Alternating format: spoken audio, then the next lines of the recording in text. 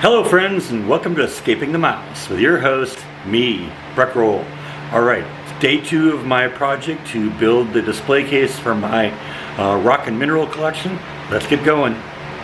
Now I've already been to Home Depot this morning. Remember in yesterday's video I mentioned that I needed to replace my finishing nailer because it wasn't working right, it was misfiring, and I had lots and lots of use of it, and I just literally wore it out. So I got this new Makita 16 gauge finish nailer, very comparable to the one I had. And once we get to the point where I get everything kind of glued together and set up, we'll finish nail all this, and that'll add to the strength and hopefully make this case last for a little while. So let's get going. Now just to catch up on where we are, I've got the top and bottom attached.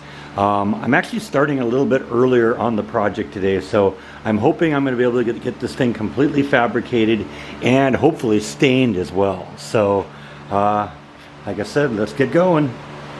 The next step is we're going to put the side walls on both sides and also the middle piece, which will coincidentally go right in the middle. So I'm going to cut those planks to length and get those in and glued into place and allow them to set up. Alright, time has gone by. I got the sides on now and also the middle piece. Gonna let the glue set a little bit before we do too much more, so we're gonna take a little bit of a break now, but it's coming along really well.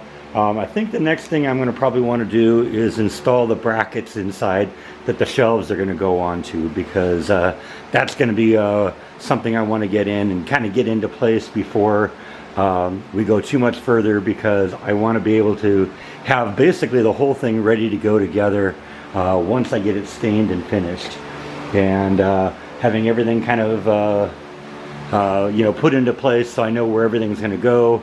That's kind of a key step to all that. So that's probably going to be the next thing we'll do, but like I said, we're going to let this dry a little bit, and I'll catch up with you in a little bit. Alright, the raw fabrication is done. I got one more step here that I want to perform before we go in and actually do the original fit in. See, now after I've built it here, I need to make sure it's all going to fit in there. But before I do that, I want to put the feet on it. And the feet are just little pieces of 4-inch plywood that I cut off, I glue on there.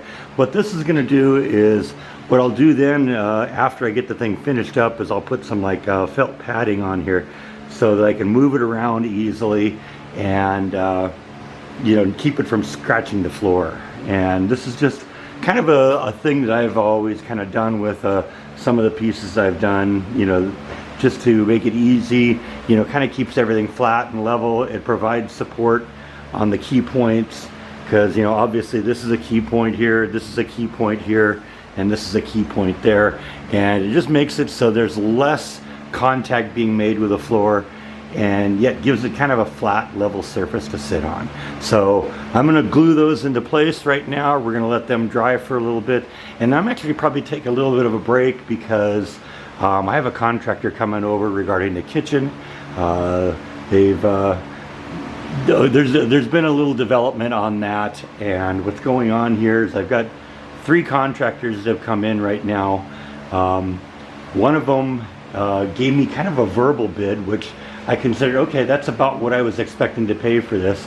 A second contractor came in, gave me a bid that was so far below what I think the project is going to be that I'm not even really seriously considering them, because if you're giving me a bid that's less than half of what other people are bidding, there's something wrong there.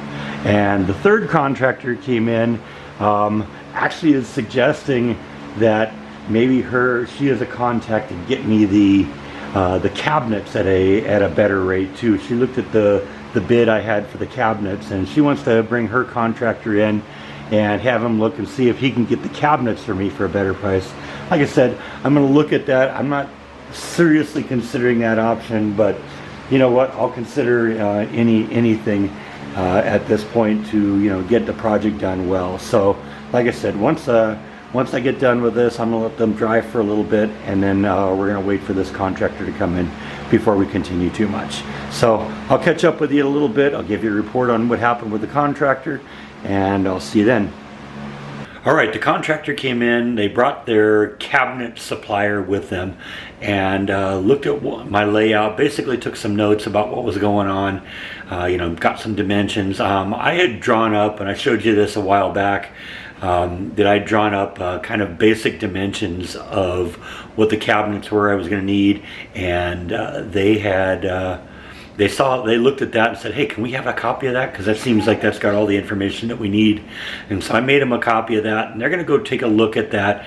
I don't know what I'm going to do about that, if I'm going to go to another contractor. Now, one of the things that you get when you go to a big box store like Home Depot is they've got a lot of experience with individual contractors, and they can recommend it. I don't know who these guys are. They're going to making the new cabinets, and they may not be as good, but I'm going to see what they have to say. We'll look at their look at what they got. Maybe I can go see some cabinets, read some reviews, and make a decision.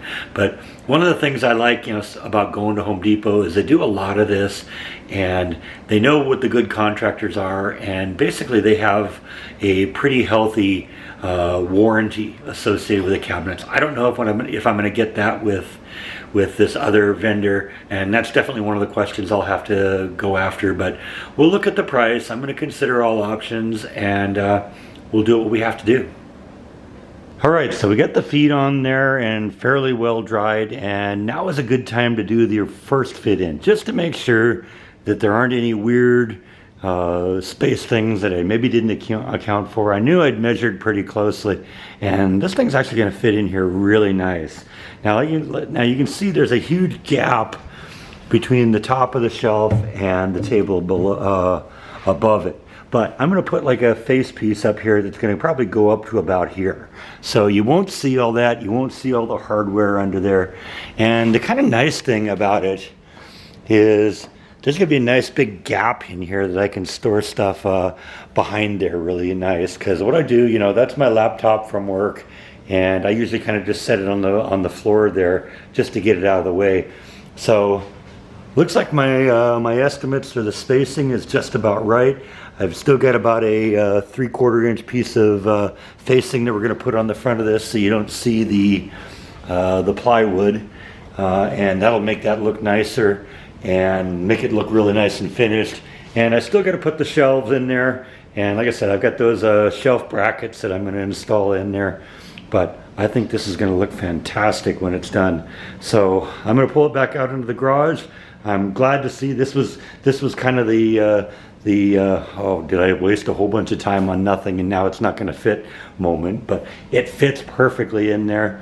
It's going to be right next to my little table here with my printer on it. I right now have a chessboard on it, but once I clear the table above, the chessboard will go back up on top, and all the rocks are going to go in there. Now I'll probably keep some of the real big conversation pieces, that piece maybe, and that piece. They'll probably stay on top of the table, but a lot of this little stuff, and even some of the middle-sized stuff, will go into the cabinet below, and that's going to give me so much more space in here. So yeah, this project is coming along well. Let's take it back out in the garage and finish it up. All right, one of the things that often happens on my woodworking projects is I don't have the project completely fleshed out all the way to the end, sometimes until I get to the end. I had kind of basic idea where I was going with this. I knew that this piece was going to be kind of a face piece that was going to fill the gap between the top of the shelf and the bottom of the table, and I showed you that gap in the last video. And so I've attached this piece now with the goal of doing that. But I also wanted to figure out a way to kind of cover up this, because I don't like looking at the plywood on the edge. It looks kind of ugly, and I've just kind of been thinking about this, about what I think I'm going to do to finish this off. And I think it'll make it look really nice. What I want to do is I'm going to take some of this oak paneling here, and I'm probably going to have to go get some more of it. And we're going to literally line the side of this with layers and layers of it. So there'll be like 3 or 4 strips of it. I might get some like 2-inch paneling and run it the lengthwise here, and then we'll have a double wide thickness of the plywood. It'll be 1.5 inches thick on this side and on the other side, with the paneling over there, and then a face piece over the top of that to cover this. And I think that'll look real nice. I can do the 1.5 inch all the way across the bottom, the 1.5 inch along this side here going up to here, and then there'll just be a 3/4 inch piece covering this up.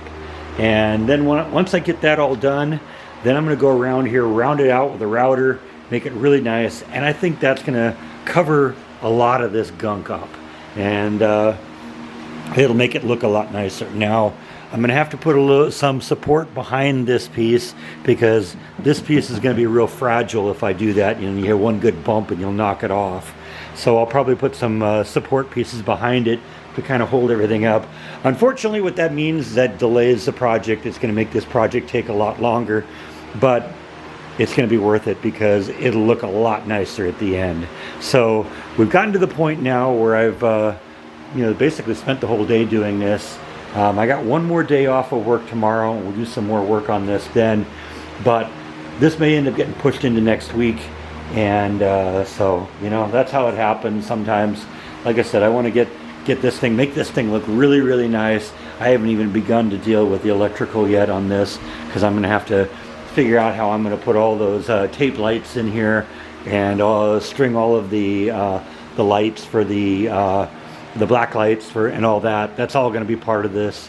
And like I said, that's got a ways to go. So I think what I'm going to do is I'm going to wrap up this project for today. We'll pick it up again tomorrow, finish off the finishing. But we've made some really great progress today. I'm really happy how this thing's turning out, and I think it's going to look really, really nice at the end. So I think that's all I have for today. Thank you as always for watching, and I'll see you next time on Escaping the Mouse. Good night.